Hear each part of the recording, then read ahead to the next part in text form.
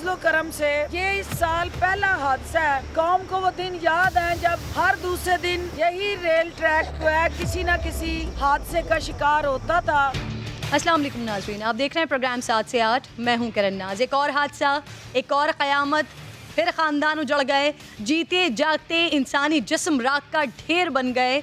गुज़िश्ता रात घोटकी के करीब ट्रेन तसादुम में अब तक नाज़रीन 47 अफराद जाबाक हो चुके हैं, 80 से ज़ायद अफराद ज़ख्मी हैं। सक्खर के करीब मिल्लत एक्सप्रेस की बोगियां पटरी से उतर गईं। इसी दौरान पंजाब से आने वाली सर सैयद एक्सप्रेस डिरेल बोगियों से टकरा गई। मुबैना गफलत, नाअहली, बोसीदा सिस्टम, टेक्निकल फॉल्ट या फिर ह्यूमन एरर, वजह ये तहकीकात के बाद ही सामने आएगी। लेकिन इतना तय है कि तहरीक इंसाफ के दौर में ट्रेन हादसात में पिछले अदवार से कई गुना इजाफा हो चुका है। मुस्लिम लीग नून के 5 साला दौर में कुल मिलाकर छोटे बड़े 300 से ज़ायद रेलवे हादसात हुए, लेकिन तब्दीली सरकार के सिर्फ 3 साल में नाज़रीन 400 से ज़ायद हादसात हो चुके हैं, 250 से ज़ायद हलाकतें हो चुकी हैं। 3 साल की बदतरीन परफॉर्मेंस पर साबिक वज़ीर रेलवे जनाब शेख रशीद साहब, इस्तीफ़ा क्या लिया जाता है इनसे, कटहरे में क्या लाया जाता है इनको, बजाय इसके इनको तरक्की देकर वज़ीर दाखिला बना दिया गया है। वज़ीर तो बदला लेकिन रेलवे की किस्मत फिर भी नहीं बदली। अवाम तब भी मर रहे थे, अवाम अब भी मर रहे हैं। पीटीआई दौर में रेलवे सानेहात इतने तवातुर से हो रहे हैं कि अब मुझ में इमरान खान साहब के वो बयानात चलाने की हिम्मत भी नहीं बची है जिसमें वो पिछली हुकूमत में होने वाले हादसात पर वज़ीर रेलवे का इस्तीफ़ा मांगा करते थे, मगरिब की मिसालें वो दिया करते थे। लेकिन अब खुद उनके दौर में बेहिसी का ये आलम है कि जनाब फवाद चौधरी साहब वो कह रहे हैं कि साद रफ़ीक की गलतियों पर आज़म सवाती इस्तीफ़ा नहीं दे सकते। यानी नवाज दौर का वज़ीर रेलवे अब खान सरकार में भी हादसे का जिम्मेदार है। माशाअल्लाह आज कौमी असम्बली की कायमा कमेटी बराए रेलवे की ज़ेली कमेटी के इजलास में बड़े अहम इंकशाफात नाज़रीन सामने आए हैं, जिन पर खुद कमेटी अरकान के मुताबिक वफाकी वज़ीर और सेक्रेटरी रेलवे के खिलाफ FIR दर्ज होनी चाहिए। कमेटी के कन्वीनर रमेश लाल साहब कहते हैं कि 1 माह पहले ही कहा था कि इस ट्रैक पर हादसा होगा। 1 माह पहले कहा था कि इस ट्रैक पर हादसा होगा, क्योंकि जिस ट्रैक पर हादसा हुआ है DA सक्खर इससे पहले ही अनफिट करार दे चुके थे। इस पर हुकूमती मौक़िफ़ भी लूँगी, लेकिन पहले नाज़रीन रमेश लाल साहब से कुछ देर कबल जो मैंने गुफ्तगू की है, ज़रा वो गुफ्तगू सुनिए आप पहले। DA सक्खर जो है, लतीफ़ साहब है उसका नाम, जो है एक कन्वीनर में सब कमेटी रेलवे की मीटिंग थी। उसने कहा कि सक्खर जो डिवीज़न में ट्रैक हैं वो ट्रेन चलने के काबिल नहीं है। कह रहे कि जो है ना, मैं अपनी बता रहा हूँ जो ट्रैक की हालात सही नहीं है। तो जब हमने मिनिस्ट्री को लिखा, हमने कहा कि भाई कमेटी पूरी ने कि जब एक DA साहब का कह के गया है तो उसके लिए आप या तो DS गलत बयानी कर रहा है या आप मिनिस्ट्री वाले चुप करके बैठे हुए हैं। ये ट्रैक चलने के काबिल नहीं है।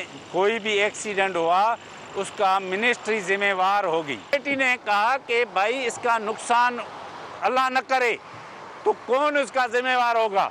उसने कहा नहीं, बस अल्लाह खैर करेगा। अच्छा, फिर जब हमने इनसे ये कहा कि आज सब कमेटी के इजलास में ये सेक्रेटरी रेलवे ने साफ कह दिया है कि वजारत हादसे के जिम्मेदार नहीं है, तो फिर वो क्यों वजीर रेलवे को मौरिद इल्ज़ाम ठहरा रहे हैं?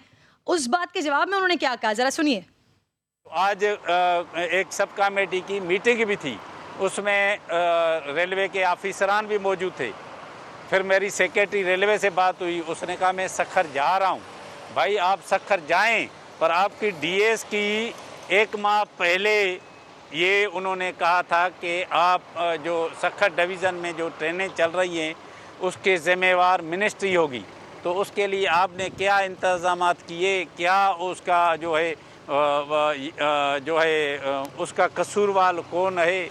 और मैं तो ये कहूँगा इनकी इंक्वायरी कराई जाए। और मैं प्राइम मिनिस्टर को भी रिक्वेस्ट करता हूँ कि कम से कम, आप कहते थे पहले कोई वाक़या होता था तो प्राइम मिनिस्टर साहब कहता था कि वो मिनिस्टर रिज़ाइन दी जाए।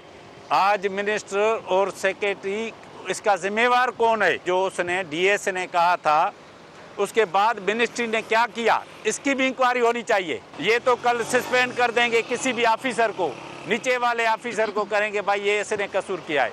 ये तो कमेटियाँ भी बनती हैं, क्योंकि ये एक बंदा कहे उसके पास अमल नहीं हो, वाक़या हो जाए।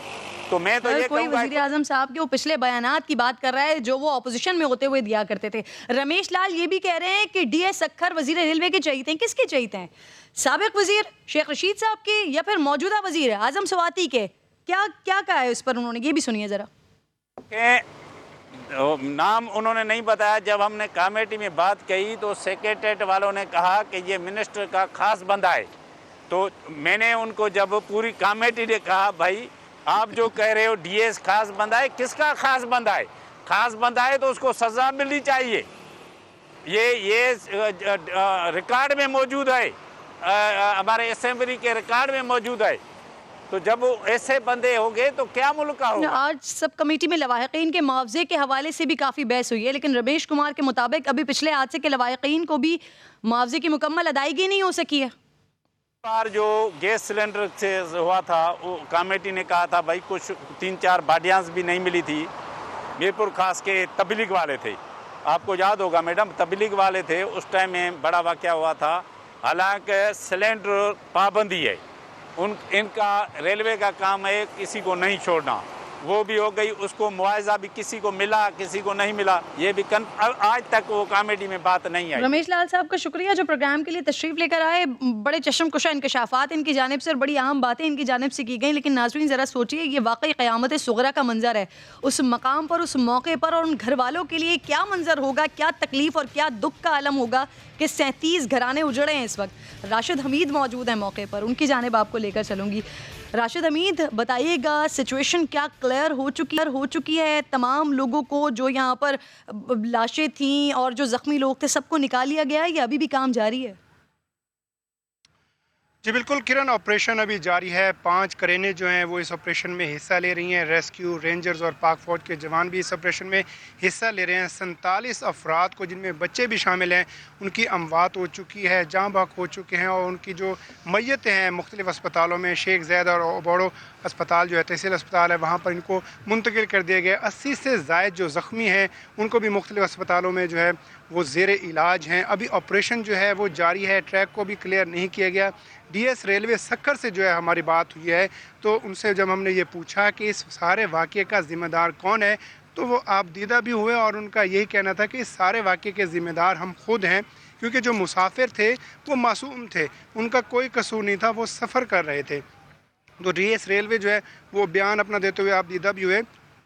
लेकिन अभी भी जो ऑपरेशन का अमल है वो जारी है और 3 बुगियाँ अब भी उल्टी हुई हैं, जिनको उठाने के लिए जो है भारी मशीनरी यहाँ पर मौजूद है। ऑपरेशन का जो अमल है वो जारी है। और ट्रेन का जो हादसे हैं ये अब की बात नहीं है, ये पहले माजी में भी इसी तरह होता रहा है। और शुजाबाद के करीब भी एक हादसा वहाँ पर हुआ था माजी में। इसके अलावा रोहड़ी से लेकर जो खानपुर तक का जो ट्रैक है इसको खूनी ट्रैक करार दिया गया है। यहाँ पर भी तकरीबन 10 से ज़ायद जो वाक़यात हैं हादसात के वो रोनुमा हो चुके हैं। इसमें इंसानी जानों के अलावा जो माली नुकसान है, भारी नुकसान है, वो भी यहाँ पर जो है वो उठाना पड़ा है। इस सारी सूरत हाल में जो आवाम है, जो मुसाफिर हैं, जो शहरी हैं, उन्हें काफ़ी अजियत का सामना करना पड़ा है। और अजियत का सामना करना पड़ा है और ये अजियत ज़रा महसूस कीजिए नाज़रीन के जो 47 लोग जिसमें बच्चे भी शामिल हैं और वो मासूम बच्चे जो ज़ख्मी हालत में हैं, जिनके वालिदैन का कुछ नहीं मालूम, अल्लाह जाने वो इस वक्त किस हालत में होंगे। 3 बच्चियाँ, उनके अहले खाना से राबता हो गया है, ग़ालिबन कुछ ही देर में वो अपने बच्चों को वसूल भी कर लेंगे, लेकिन 2 बच्चियां हैं, माँ के अहले खाना का ताहाल पता नहीं चल सका है। आप ज़रा सोचिए कि वो मासूम बच्चियां जिस वक्त वो उस ट्रेन में होंगी, सो रही होंगी, जाग रही होंगी, खेल रही होंगी, उनको तो इस बात का अंदाज़ा भी नहीं होगा कि कुछ ही देर बाद उनकी ज़िंदगी में क्या सानेहा होने वाला है। अल्लाह जानता है कि उन 2 बच्चियों के जिनके वालिदैन या अहले खाना अभी नहीं मिले हैं, अल्लाह जानता है कि उनके अहले खाना, उनके वालिदैन इस दुनिया में हैं भी या नहीं है। लेकिन ये दोनों बच्चियाँ इस वक्त मुंतज़िर हैं कि इनके घर वाले आकर इनको लेकर जाएं। तो वो तस्वीरें भी मैं आप लोगों को साथ साथ दिखा रही हूँ ताकि जो भी जानते हों वो प्लीज़ इन बच्चों को फ़ौरी तौर पर इन बच्चों के लिए रब्ता करें। छोटी सी मासूम सी बच्ची है, यकीनन इस वक्त जब वो जागेगी तो अपनी माँ को ज़रूर याद करेगी। इमरान आसिफ मेरे साथ मौजूद है। इमरान, जो 3 बच्चियां हैं उनके अहले खाना मिल चुके हैं, ये मज़ीद 2 बच्चे हैं जिनके वालिदैन या जिनके घर वाले अब तक नहीं मिले हैं। جی بالکل، اس ٹرین حادثے میں جو ہے یہ 5 بچیاں ایسی تھی جو اپنے والدین اپنے پیاروں سے بچھڑ گئی تھی اور جو مختلف اسپتال میں جو زیر علاج تھی.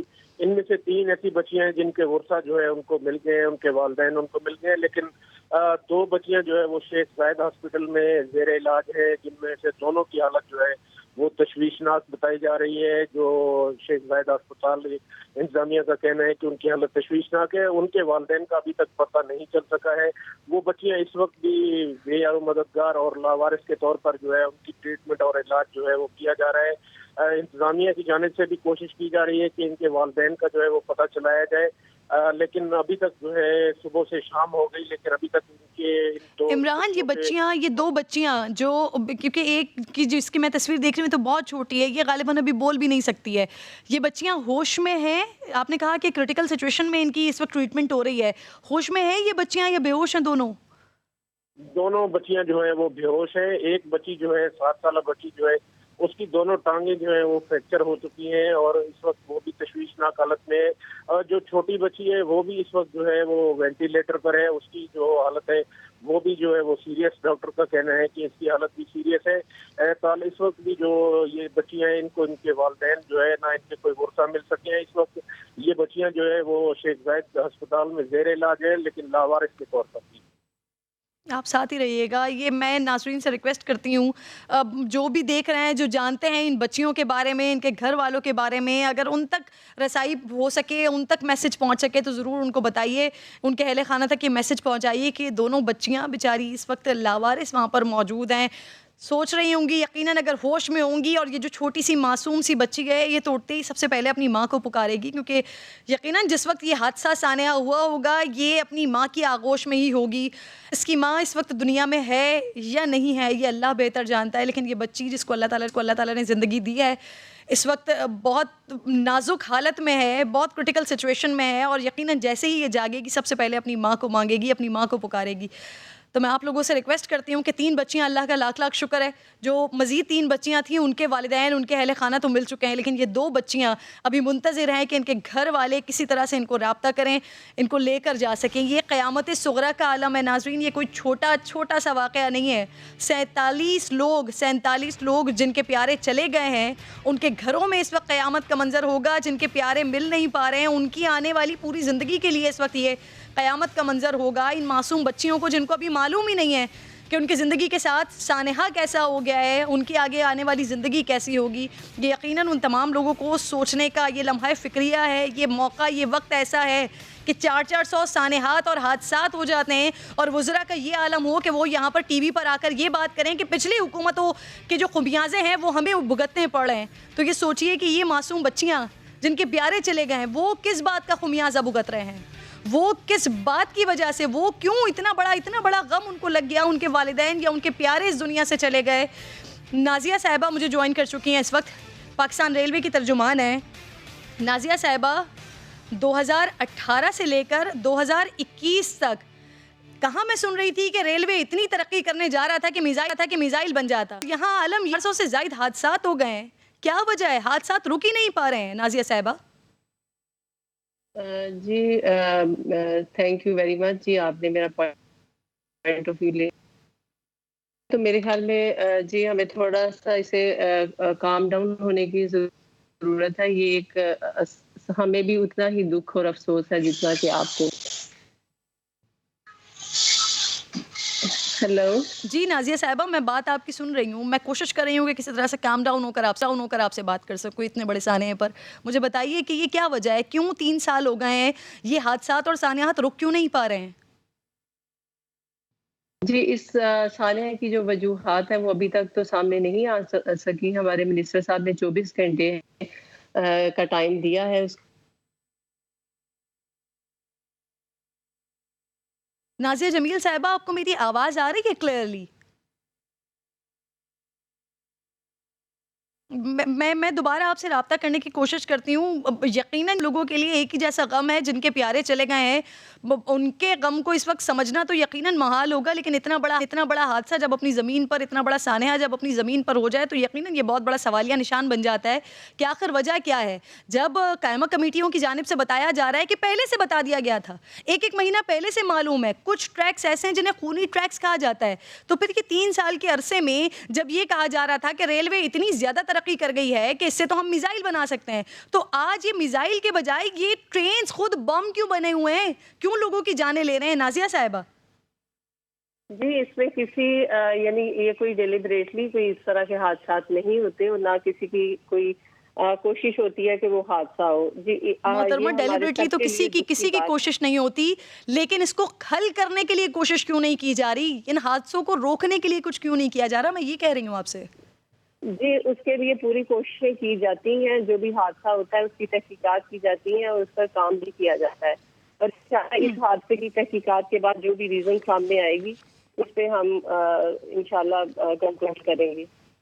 جی نازیہ صاحبہ, بڑی معذرت کے ساتھ مجھے یہ کہنا پڑا ہے کہ کیا کچھ کرنے کے لیے کسی حادثے کا, کسی سانحے کا انتظار کیا جاتا ہے؟ 1 مہینہ پہلے کی یہ کنوینر جو ہیں ذیلی کمیٹی کے, انہوں نے یہ بتایا کہ جو رپورٹ سامنے آئی اس میں 1 مہینہ پہلے ہی اس ٹریک کے بارے میں بتا دیا گیا تھا, لیکن اس ٹریک پہ کچھ بھی نہیں ہوا. آج سانحہ حادثہ ہو گیا تو اس کے بعد بھی وجوہات تلاش کی جا رہی ہیں, اور اس کے بعد بھی یہ بات کی جا رہی ہے کہ کوشش کر رہے ہیں حادثات کو روکا جا سکے.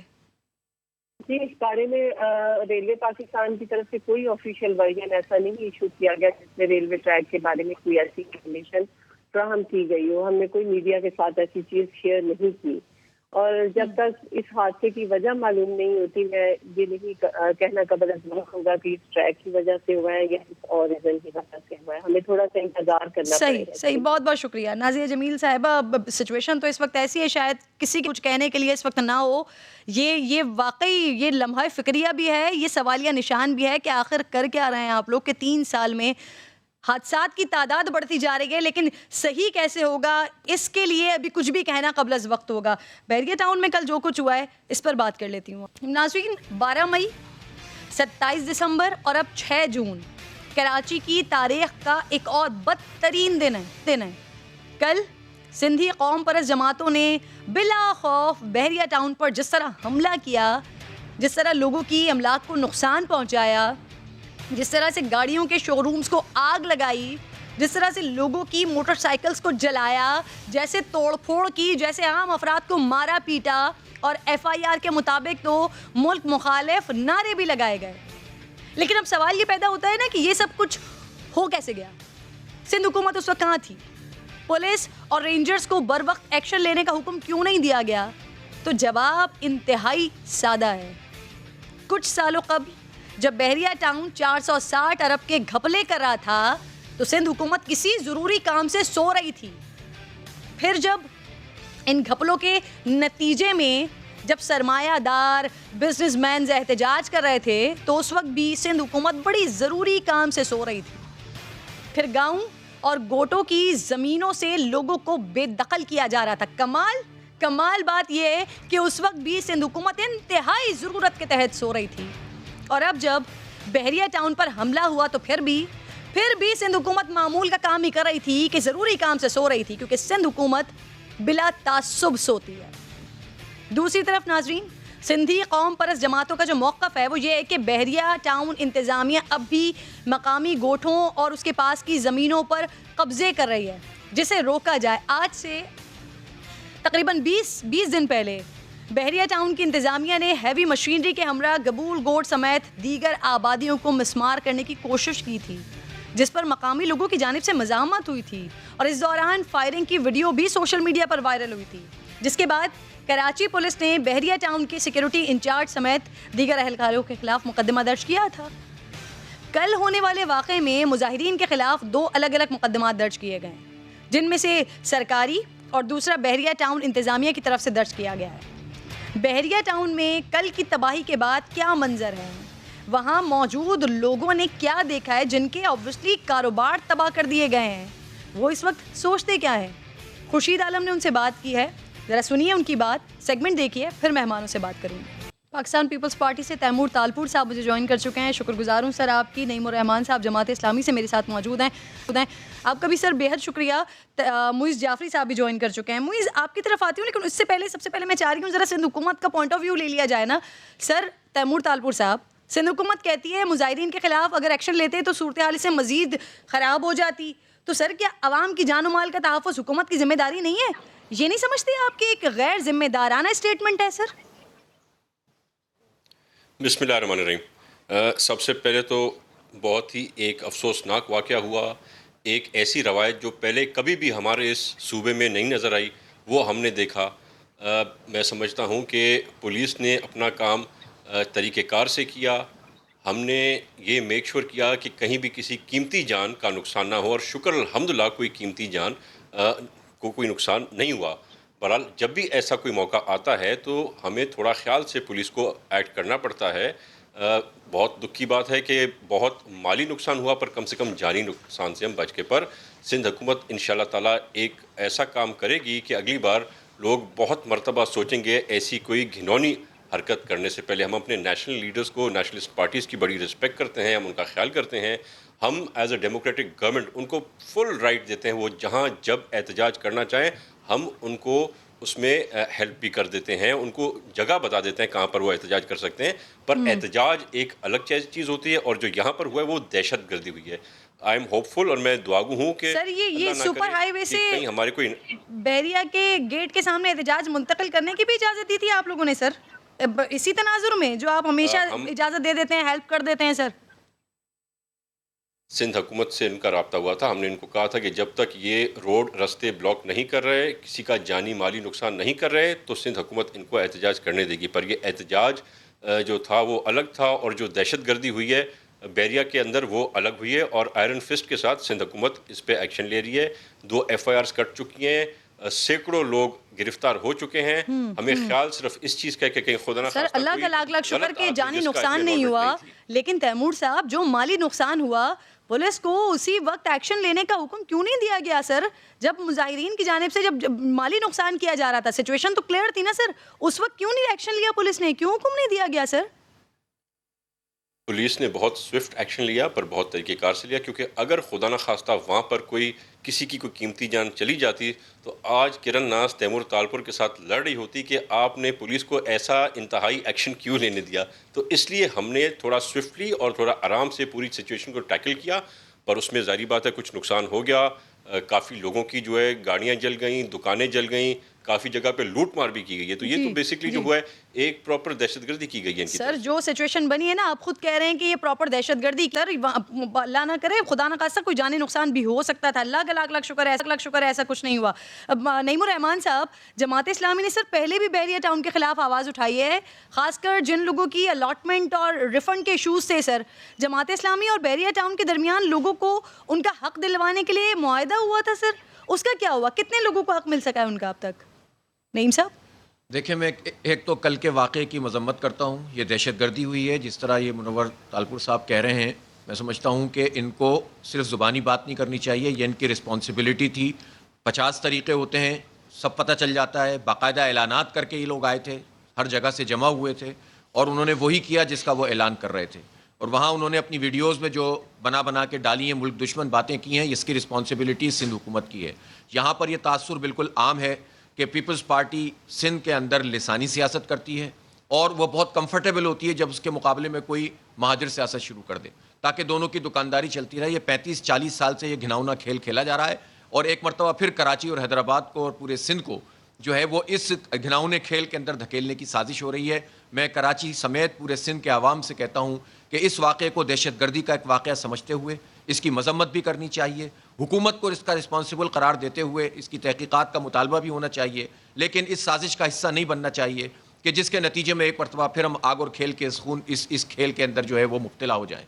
और जो लोग भी जिम्मेदारान हैं उनको पकड़ कर करार वाकई सज़ा मिलनी चाहिए, ताकि आइंदा किसी की हिम्मत ना हो सके।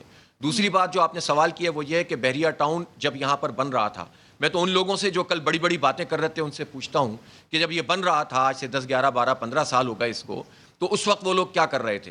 क्या वो सारे वडेरे और जागीरदार के जो और वो डाकुओं के सरबराहान जो मकामी लोगों के تمام چیزوں کا سودا کرتے ہیں اوپر بیٹھ کر, حکومتوں میں وہ شامل ہوتے ہیں, بڑے بڑے سرمایہ داروں کے ساتھ بیٹھ کر نیگوسیشن ہوتی ہے, انڈر دا ٹیبل جو ہے وہ پیسے فراہم کیے جا رہے ہوتے ہیں.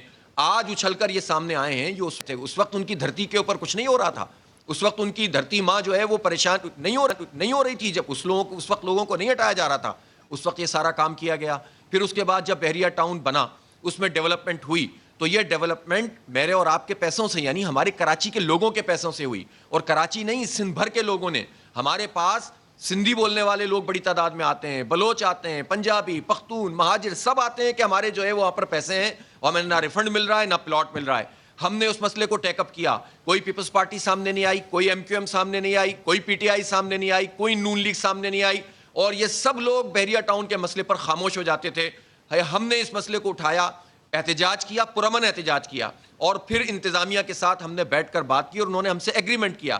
اس ایگریمنٹ کے مطابق پھر لوگوں کو ریفنڈ ہونا شروع ہوئے اور ان کے مسئلے حل ہونا شروع ہوئے, اور جو فورس پوزیشن کی بات کی جا رہی تھی وہ ختم ہوئی. 35% ڈیولپمنٹ چارجز انہوں نے لگائے تھے, وہ آج تک وہ نہیں لگا سکے. اس پر جو ہے وہ ہم نے عمل درآمد کرنے کے لیے جب سستی ہوتی ہے ہم اپنا پریشر بڑھاتے ہیں اور بحریہ ٹاؤن کی انتظامیہ کو مجبور کرتے ہیں کہ وہ لوگوں میں ریلیف کا کام کریں. اس لیے کہ یہ پروجیکٹ اب ملک ریاض کا نہیں ہے, یہ کراچی کا پروجیکٹ ہے, یہ سندھ کا پروجیکٹ ہے, یہ پاکستان کا پروجیکٹ ہے. لوگوں کی جمع پونجی اس میں لگی ہوئی ہے. اس لیے کوئی دہشت گرد آ کر اعلان کرے کہ ہم نہیں مانتے تو ہم ان دہشت گردوں کو نہیں مانتے. اور سیاست کرنے والے وہ لوگ کہ جو آج بڑے جن کو پریشانی ہو رہی ہے بحریہ ٹاؤن کی, وہ جب بحریہ ٹاؤن کے لوگ رل رہے تھے, مر رہے تھے, پھر رہے تھے, وہ مینڈیٹ رکھنے والی جماعتیں یہاں پر کیا کر رہی تھیں؟ وہ بحریہ ٹاؤن کے متاثرین کی مدد کیوں نہیں کر رہی تھیں؟ یہ وہ سوال ہے جو سب کو ان سے کرنا چاہیے. معیز اس کو انالیسس دے سکیں گے اپنا بہترین اس پر؟ معیز آپ قانونی معاملات کو جانتے ہیں.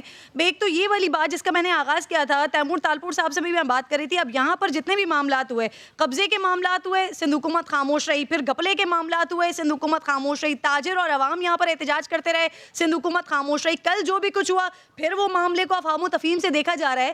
پیچیدہ معاملہ لگتا ہے بڑا جو جماعت اسلامی کی طرف سے بات کی جا رہی ہے. آپ اس مسئلے کو کچھ حل کرنے کی, سلجھانے کی کوشش کریں گے معیز؟ نہیں, میں تو کیا حل کروں گا, میں میری نظر میں یہ مسئلہ کس طرح کا ہے یہ میں بیان کر سکتا ہوں. دیکھیں, یہ انکریمنٹل ہاؤسنگ اسکیم کی بنیاد پہ بنائی گئی تھی, یعنی کہ اس عذر پہ ان کو اتنے ہزاروں ایکڑ ملے تھے کہ یہ غریب غربا کا خیال رکھیں گے اور اس علاقے کے اندر مکانیت جو ہے وہ بڑھائیں گے ان لوگوں کے اندر جو کہ ڈسپوزیسڈ ہیں. اب وہ کتنی انکریمنٹل ہے اور یہ کتنی غریب غربا کے لیے وہ آپ دیکھ سکتی ہیں ان کے علاقے اور ان کے جو ایکریج ہے. اس کے بعد یہ ایکریج جو ہے وہ کتنی ہے کتنی نہیں ہے اور یہ قبضہ کر رہے ہیں یا نہیں کر رہے ہیں, اس کے اوپر ایک الگ کنٹروورسی شروع ہوئی تھی. جس وقت انکریمنٹل ہاؤسنگ اسکیم ان کو پیپلز پارٹی کی اسی حکومت نے دی تھی جو آج بھی ہے, اس وقت بھی اس طرح نہیں ہونا چاہیے تھا وداؤٹ ریگولیشن. پھر اس کے بعد جب انہوں نے اپنا رقبہ جو ہے وہ بڑھاتے گئے اور سپریم کورٹ نے اس کا نوٹس لیا اور اس کو پھر تنگ کیا to whatever was given, چاہے وہ لافلی گیون تھا یا نہیں, اس وقت حکومت نے اسٹیپ ان کرنا چاہیے تھا, نہیں ہوئے. پھر جب ایک سپریم کورٹ میں ایک ایکسٹراڈنری ریمیڈی آئی کہ آپ نے چوری تو کی ہے, جن لوگوں سے چوری کی ہے ان کا ازالہ کرنے کے بجائے سپریم کورٹ کے فنڈ کے اندر 460 ارب روپے ڈال دیں. وہ ایک انوکھا سا ایک سچویشن تھی جس طرح کریٹ ہوئی تھی, اس سے بھی کوئی ریلیف نہیں آئی. اس پیسوں کے اوپر اب الگ کلیمنٹس ہیں, وہی سندھ گورنمنٹ جنہوں نے ان کو یہ انکریمنٹل ہاؤسنگ اسکیم دی تھی, اور دوسری طرح سے وفاق, وہ کس طرح کلیمنٹ ہے سمجھ نہیں آتی لیکن ہے کسی طرح, اس نے بھی ایک کلیم ڈالی ہوئی ہے ان پیسوں پہ. اس کے بعد یہ جب بناتے گئے تو حافظ صاحب جو فرما رہے ہیں وہ درست فرما رہے ہیں کہ بہت سارے کلیمنٹس ہیں جو رول رہے ہیں اور ان کی جمع پونجی ہے, اب ان کا پروجیکٹ ہے. لیکن ساتھ ہی ساتھ اگر وہ یہ مانتے ہیں کہ یہ زمین جو ہے یہ گاؤں گھوٹوں کے اوپر بنائی گئی ہے اور ان سے جس طرح لی گئی ہے, اور جو یہ ویڈیو سامنے آئے تھے رمضان میں کہ آپ ایک رینک بنا کے ایک مارچنگ فائل بنا کے میں صاحب جو ہیں وہ پولیس والوں کو بتا رہے ہیں کہ آپ اس طرف سے گھسیں اور اس طرف سے گھسیں, اور بادی النظر وہاں پہ آبادیاں ہیں جن کو یہ اپروٹ کیا جا رہا ہے. تو یا تو یہ لوگوں کی جمع پونجی ہے یا پھر یہ ان لوگوں کی زمین ہے. اور اس طرح کی جب بات کا تصادم ہو جاتا ہے تو پھر نتیجہ یہی ہوتا ہے کہ ایک بہت بڑا وائڈ بنتا ہے.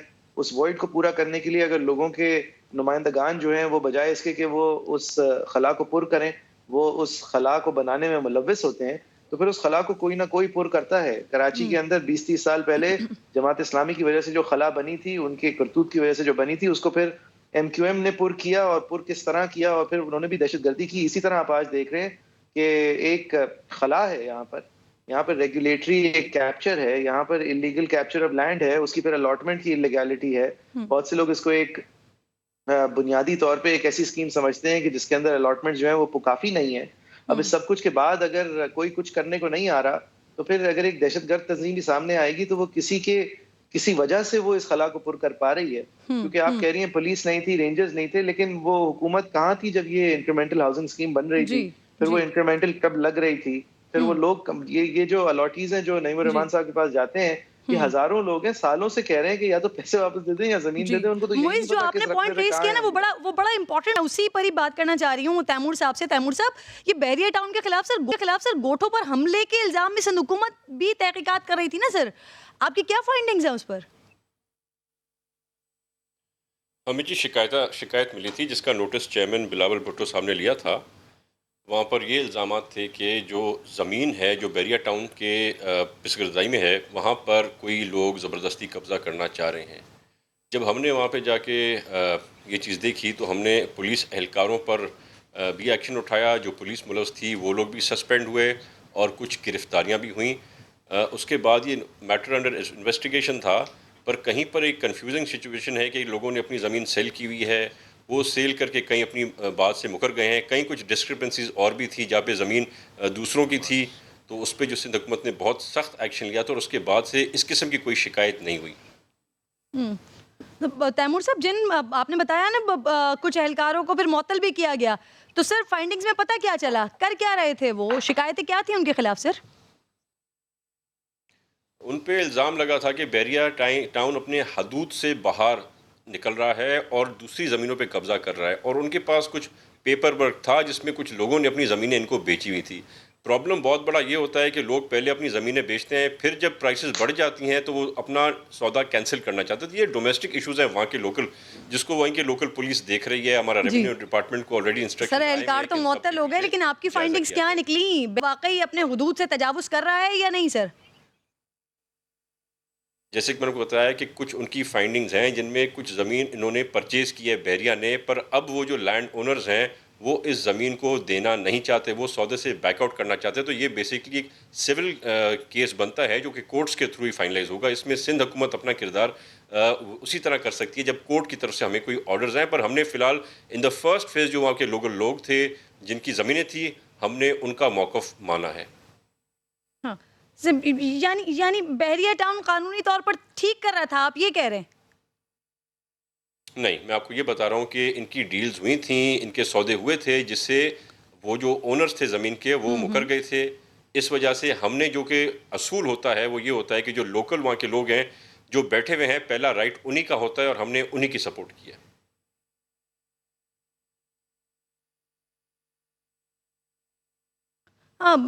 سر یہ تو پھر بڑی زمین ہے آپ کی. نعیم الرحمان صاحب, سر لاسٹ کامنٹ کر دیجیے گا اس پر.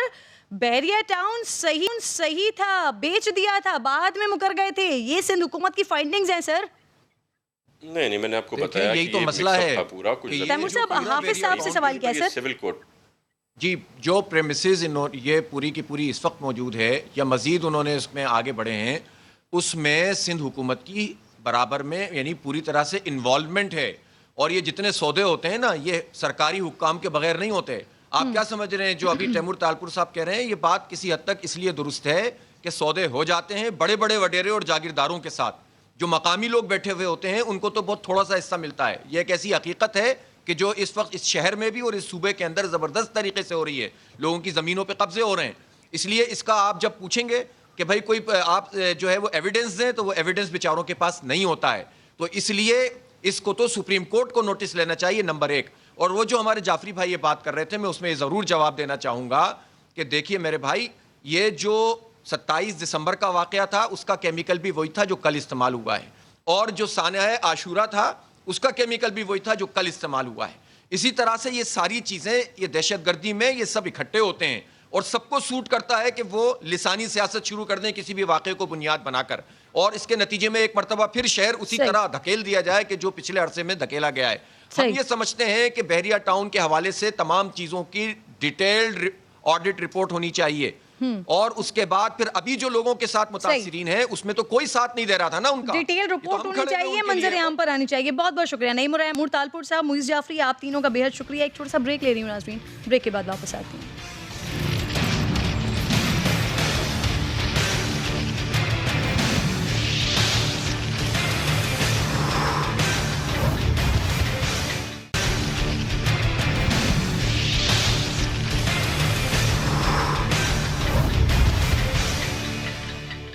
ویلکم بیک ناظرین.